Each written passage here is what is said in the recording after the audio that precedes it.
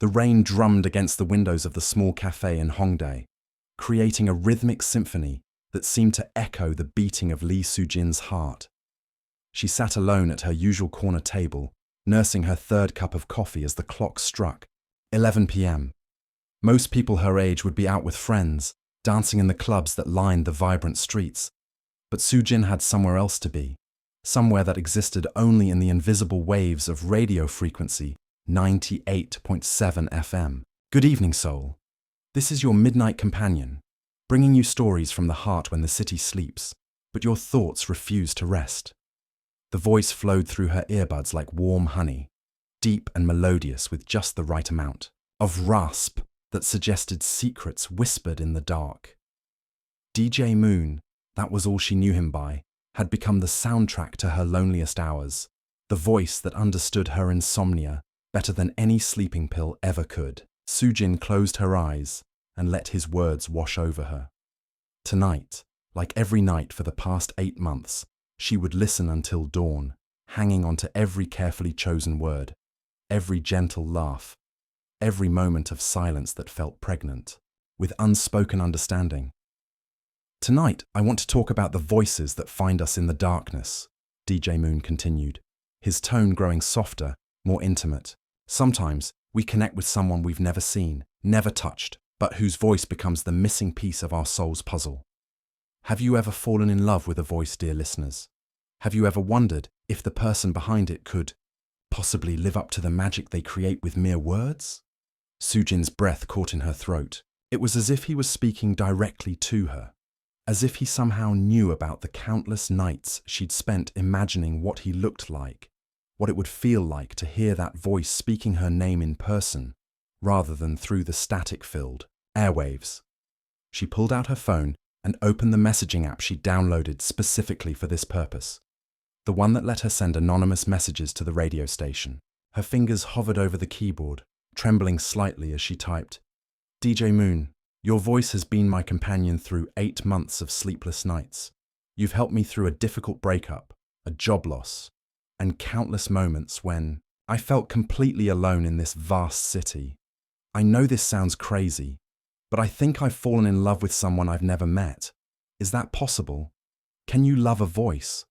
Can you love the way someone makes you feel without ever seeing their face? She stared at the message for a long moment before hitting send, her heart hammering against her ribs like a caged bird desperate for freedom. Back in the radio station, tucked away on the 15th floor of a glass tower in Gangnam, Kim Min-ho, the man behind the DJ Moon persona, felt his own pulse quicken as he read the message on his screen. In 3 years of hosting the midnight show, he'd received thousands of messages, but something about this one made his hands pause over the keyboard. Min-ho was nothing like the confident, smooth-talking radio personality his listeners imagined. In real life, he was awkward around people, especially women. His tall, lanky frame seemed to fold in on itself whenever he tried to make conversation outside the safety of his broadcasting booth. He had kind eyes behind wire-rimmed glasses and hair that perpetually looked like he'd just run his fingers through it, which he had, because it was a nervous habit he couldn't shake. The irony wasn't lost on him that he, someone who struggled with face-to-face communication, had found his calling in reaching out to thousands of strangers through radio waves. Behind the microphone, he transformed into someone else, someone confident, someone wise, someone worth listening to. You know what, dear listeners, he said, his voice carrying a vulnerability that made Soo-jin's chest tighten with emotion. I just received a message that touches my heart. Someone out there is wondering if it's possible to fall in love with a voice, to connect with someone you've never met. And I want to say, yes. Yes, it's possible. Because love isn't just about what we see with our eyes. Sometimes love is about recognizing a kindred spirit in the way someone chooses their words, in the silences between their sentences, in the way they make you feel less alone in a world that can be incredibly lonely. Soo-jin pressed her hand to her mouth, tears threatening to spill over. She felt exposed, as if he could see straight through her carefully constructed walls. But here's the thing about falling in love with a voice, Min-ho continued, his own heart racing as he spoke, words he'd never dared to voice before. Part of you wonders if meeting that person would shatter the beautiful illusion you've created. What if they're nothing like you imagined? What if the magic only exists in the space between transmission and reception? He paused, taking a sip of his coffee with hands that weren't quite steady.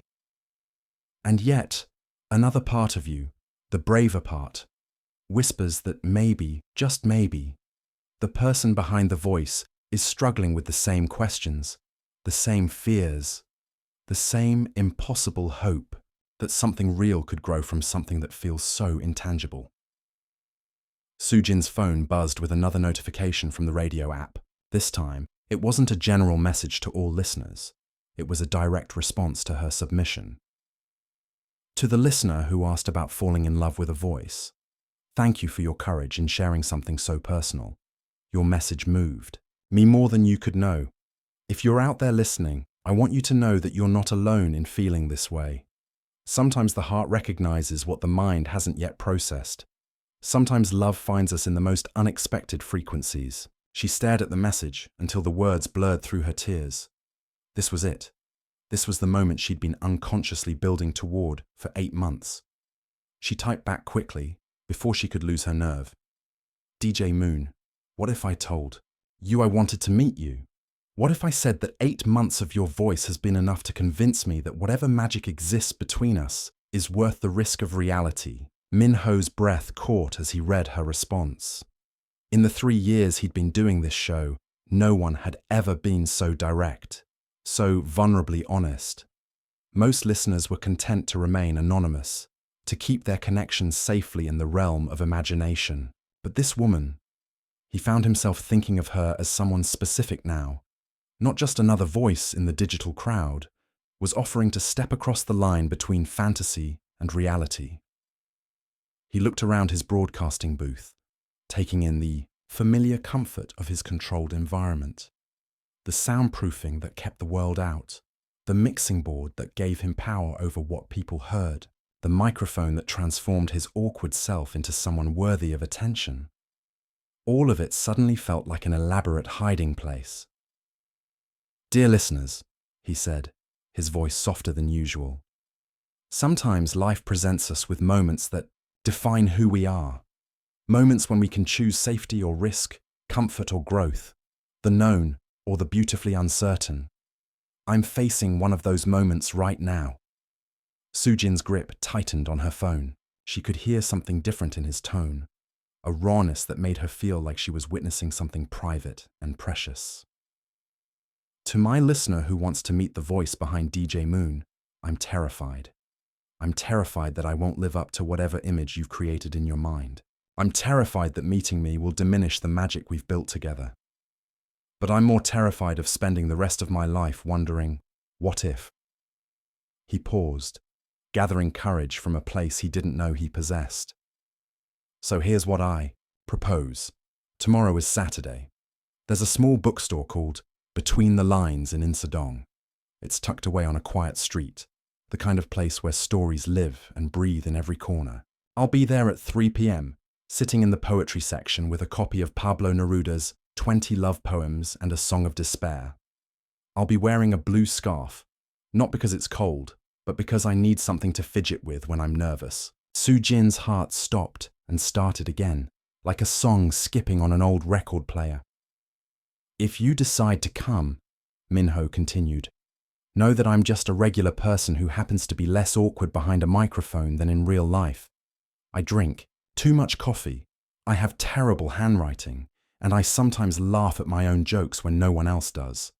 I'm not the confident man you hear every night. That version of me exists only in this booth. But maybe, just maybe, the real me is someone worth meeting too. The next 24 hours passed like a fever dream for both of them. Sujin called in sick to her job at the marketing firm, unable to concentrate on anything but the approaching appointment. She changed outfits 7 times, settling finally on a simple cream-colored sweater and dark jeans, something that felt authentically her without trying too hard. Minho barely slept, running through countless scenarios in his mind. What if she didn't show up?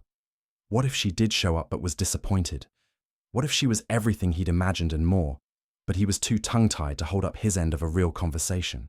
By 2:30 p.m., both of them were pacing. Soo-jin around her small studio apartment in Mapo-gu, Min-ho around the bookstore, where he'd arrived embarrassingly early, pretending to browse the philosophy section while sneaking glances at his watch every 30 seconds. Between the lines was exactly the kind of bookstore that exists in the imagination of every book lover.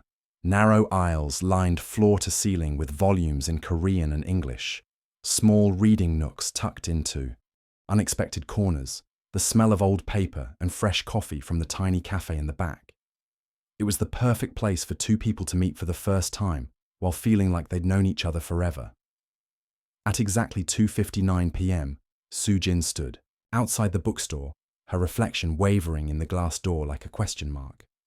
She could see a tall figure in the poetry section, blue scarf draped around his neck, and her heart performed somersaults that would have impressed Olympic gymnasts. This was it. 8 months of anonymous connection was about to transform into something real and terrifying and beautiful. She pushed open the door, the small bell above it announcing her arrival with a gentle chime that seemed unnaturally loud in the quiet space.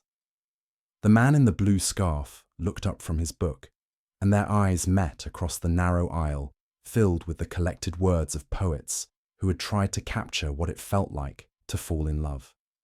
Min-ho's first thought was that she was nothing like he'd imagined, and somehow exactly like he'd hoped. She was petite, with shoulder-length hair that caught the afternoon light streaming through the bookstore windows, and her eyes held the same vulnerability he'd heard in her messages. She wore no makeup, as if she'd decided to meet him with complete honesty, and something about that choice made his chest tight with admiration. "DJ Moon?" she asked quietly, her voice smaller and more musical than he'd expected. "Min-ho," he corrected gently, standing up so quickly that he nearly knocked over a display of haiku collections. "I mean, my real name is Kim Min-ho. DJ Moon is just, well, he's the person I become when I'm brave enough to speak truth into a microphone." Soo-jin smiled, and Min-ho felt something shift inside his chest, like tumblers falling into place, in a lock he hadn't known existed. "I'm Lee Soo-jin," she said, stepping closer. "I'm the person who's been falling asleep to your voice for 8 months, wondering if you were real." They stood there for a moment, drinking in the reality of each other, letting their minds adjust to the fact that the voice and the imagination were now attached to an actual human being, with kind eyes and nervous hands and a smile that seemed to understand all the words they weren't saying.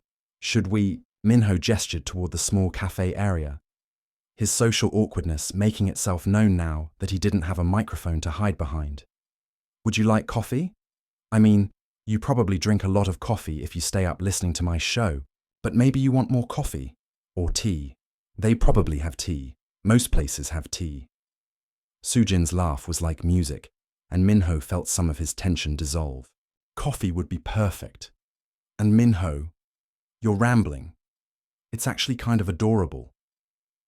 They settled into a small table by the window, 2 cups of coffee between them like a bridge across 8 months of anonymous connection. The afternoon sun painted everything golden, and for the first time in months, Soo-jin felt like she was exactly where she belonged.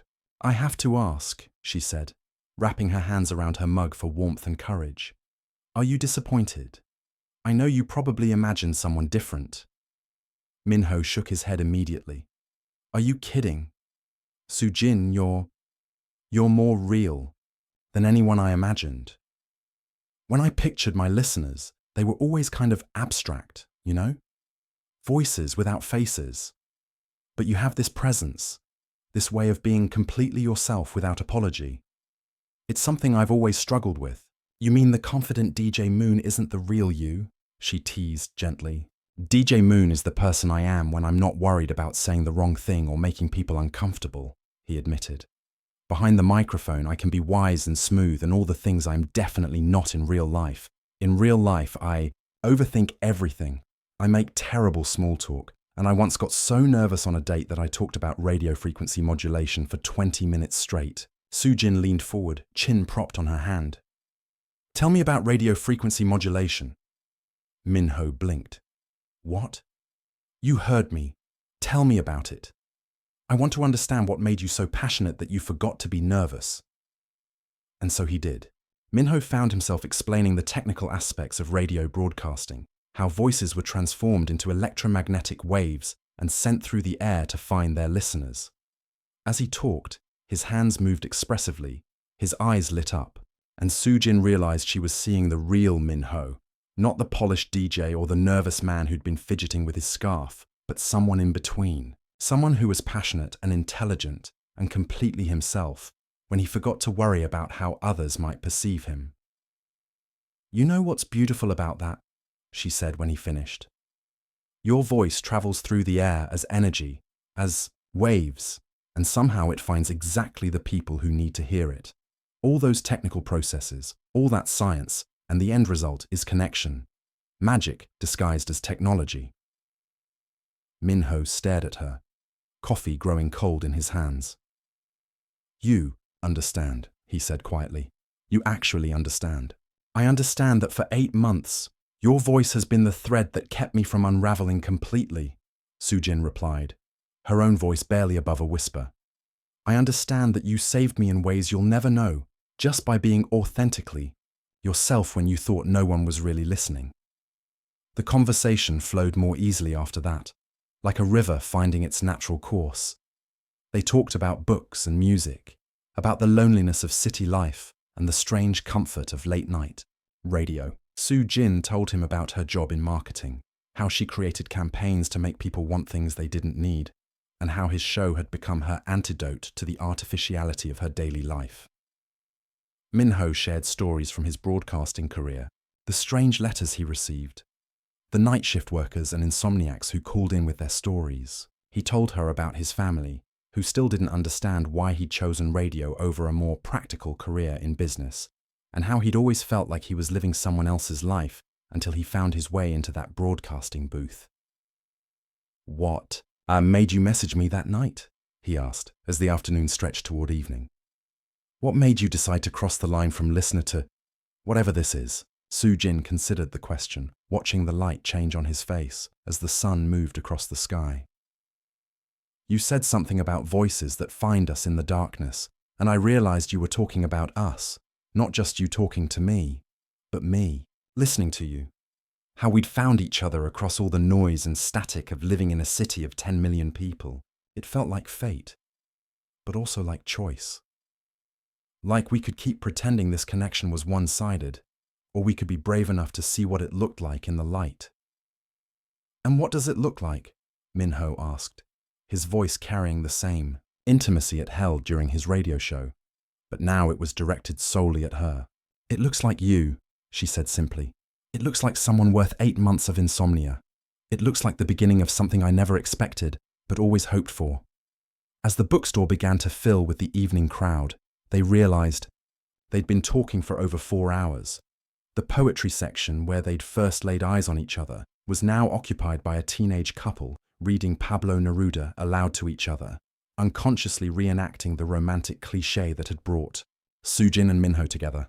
I should probably head home, Sujin said reluctantly, though every fiber of her being protested the idea of ending this perfect afternoon. Wait, Minho said, suddenly brave in a way that surprised them both. I know this is presumptuous, and you can absolutely say no, but would you like to see where the magic happens? The radio station, I mean. I have to go in for tonight's show anyway, and I thought maybe you'd like to see DJ Moon's natural habitat. Sujin's smile could have powered the entire Gangnam district. I would love that more than anything. The radio station at night was a different creature entirely from its daytime self. The corporate floors were dark and empty, but the broadcasting levels hummed with quiet activity. Minho led her through corridors lined with gold records and photos of famous DJs, past darkened offices and vending machines, until they reached the elevator that would take them to his world. This is it, he said, opening the door to studio. See, this is where DJ Moon lives. The booth was smaller than Sujin had imagined, but somehow that made it more intimate, more magical. She could see his coffee-stained notebook filled with show notes. a small, succulent plant someone had given him that somehow thrived under artificial light, and photos of Seoul at different times of day tacked to the wall, his visual reminder of the city that listened to him speak. "Can I?" she asked, gesturing toward the guest chair. "Of course. You're probably my most dedicated listener. You have every right to see what it looks like from the other side." Soo-jin settled into the chair and watched Min-ho transform. As 11 p.m. approached, his nervous energy crystallized into professional focus. He adjusted his headphones, checked his levels, and somehow became both more himself and more than himself simultaneously. "Good evening, Seoul. This is your midnight companion, bringing you stories from the heart when the city sleeps but your thoughts refuse to rest." Hearing the familiar words while watching him speak them was surreal and wonderful. Soo-jin could see the slight smile that accompanied his welcoming tone, the way his eyes closed when he wanted to convey something particularly meaningful, the unconscious gestures that his radio audience could never witness, but that made his voice even more expressive. "Tonight, I want to talk about taking risks," he began, and Soo-jin realized he was looking directly at her through the studio glass. "About the moments when we step out of our comfort zones and discover that the person we were afraid to be is exactly who we needed to become." The show that night was different from any he'd done before. Instead of his usual philosophical musings about loneliness and connection, Min-ho talked about courage. He talked about the beauty of uncertainty, the grace that comes from allowing ourselves to be vulnerable, the way love can arrive disguised as a voice in the darkness. "I want to tell you about something that happened to me today," he said during the final hour of his show. "I met someone I'd been talking to for months without realizing it. Someone who saw through the persona I present to the world and liked what she found underneath. Meeting her reminded me that sometimes the best things in life happen when we stop trying to control the outcome and start trusting the process." Soo-jin felt tears threatening again, but they were different tears now. Tears of recognition, of gratitude, of a happiness so pure it felt almost too intense to contain. To everyone listening tonight who's afraid to take the next step, who's standing at the edge of something beautiful but terrifying, I want you to know that courage isn't the absence of fear. Courage is feeling the fear and choosing connection anyway. Courage is believing that you're worth the risk. When the show ended and the last song faded into silence, Min-ho pulled off his headphones and looked at Soo-jin with an expression that contained 8 months of wondering and 1 day of knowing. "So," he said quietly, "what happens now?" Soo-jin stood up and moved closer to him, close enough to see the flecks of gold in his brown eyes, close enough to confirm that the person behind DJ Moon's voice was everything she'd hoped and nothing like she'd imagined, and perfect in ways she was still discovering. "Now we figure it out together," she said. "No more hiding behind radio waves or anonymous messages. Just us, and whatever this becomes when we're brave enough to let it." Min-ho reached out tentatively as if asking permission, and when Soo-jin took his hand, the connection they'd built through electromagnetic waves and late-night confessions became something tangible, something real, something that existed in the space between two people who had found each other against all odds. 3 months later, Soo-jin had become a regular fixture in Studio C. She would arrive with coffee and pastries just as Min-ho's show was ending, and they would walk through the empty streets of Seoul as the city woke up around them, talking about everything and nothing, their voices creating new frequencies of intimacy that no radio tower could transmit. Min-ho discovered that his real-life awkwardness disappeared when he was with someone who understood both versions of himself, the confident broadcaster and the nervous romantic, the voice that reached thousands and the man who still got butterflies. When Soo-jin smiled at him in just that particular way, Soo-jin learned that love wasn't just about falling for a voice in the darkness. It was about choosing every day to know someone more deeply, to see them more clearly, to love not just the polished version they presented to the world, but the human being who laughed at his own jokes and worried about whether his mother would like the woman he was falling in love with. 6 months after their first meeting in the bookstore, Min-ho surprised Soo-jin during his show. Instead of his usual opening, he said, "Good evening, Seoul. Tonight, I want to talk about love, not the abstract concept we discuss in the safe space of midnight philosophy, but real love, the kind that shows up on Saturday afternoons and stays through Sunday morning conversations, the kind that listens to your dreams and believes in them before you do." Soo-jin, listening from her apartment, felt her heart start that familiar racing rhythm. 8 months ago, someone sent me a message asking if it was possible to fall in love with a voice. Tonight, I want to answer that question definitively. Yes, it's possible. But more than that, it's possible to fall in love with the person behind the voice, with their courage and kindness and the way they make you want to be the best version of yourself. He paused, and in that pause, Soo-jin could hear everything they'd built together, every conversation and laugh and moment of understanding. Soo-jin, if you're listening, and I know you are, because you never miss a show, I have something to ask you, something I'm too nervous to ask in person, because even after all this time, you still make me feel like that awkward guy who talks about radio frequencies when he's scared. Soo-jin's hands flew to her mouth, tears already starting. I know, we fell in love in the strangest way possible, through radio waves and late-night confessions. But I also know that what we have is real. It's the most real thing in my life. So Lee Soo-jin, will you marry the voice you fell in love with? Will you marry the man behind DJ Moon? Will you marry me? The silence that followed lasted exactly 3 seconds before Soo-jin's phone rang. Not the radio station's number, but Minho's personal line. "Yes," she said, not bothering with hello, her voice breaking with joy. "Yes, yes, yes, of course, yes."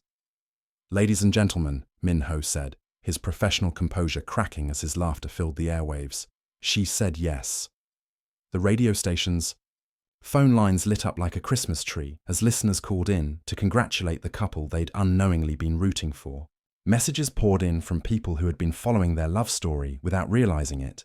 Late-night insomniacs who felt like they'd witnessed something magical happening in real time. Their wedding, a year later, was a small affair in the same bookstore where they'd first met. The poetry section was decorated with white flowers and fairy lights, and their vows were written in the spaces between all the words they'd shared over radio waves and coffee cups and quiet Sunday mornings. "I promise to love both versions of you," Soo-jin said, her voice steady despite the tears streaming down her face. The confident DJ who helps strangers through their darkest hours, and the sweet, nervous man who still blushes when I tell him I love him. I promise to listen to every show, to believe in your dreams, and to remind you that you're worth loving, even when you forget. Minho's vows were simpler, but no less profound. I promise to keep talking to you in the darkness, to keep finding new ways to tell you how grateful I am that your insomnia led you to my voice. I promise to love you as fiercely in person as I did when you were just a message on my screen, and to spend the rest of my life proving that sometimes the most impossible love stories are the ones that turn out to be true. DJ Moon still broadcasts every night from 11 p.m. to 6 a.m., but now he has a different kind of audience. Along with the insomniacs and night shift workers, he talks to his wife, who sometimes falls asleep to his voice, just like she did when they were strangers. Except now she knows exactly what he looks like when he smiles, exactly how his hands move when he's passionate about something, exactly how it feels to be loved by someone who understands that connection can happen in the most unexpected frequencies. And sometimes, when listeners call in with their own stories of impossible love, of connections that shouldn't work but somehow do, Minho and Soo-jin share a look across their small apartment and remember that they are living proof that love can begin as a voice in the darkness and become everything bright and beautiful and real. The radio waves still carry his voice across Seoul every night, but now they also carry something else. The story of two people who proved that sometimes falling in love with a voice is just the beginning of falling in love with a life you never imagined possible. In a city of 10 million people, two souls found each other through the invisible threads of radio frequency, and their love story became the kind of impossible, beautiful thing that only happens when you're brave enough to believe that connection transcends the boundaries of what you can see, touch, or hold.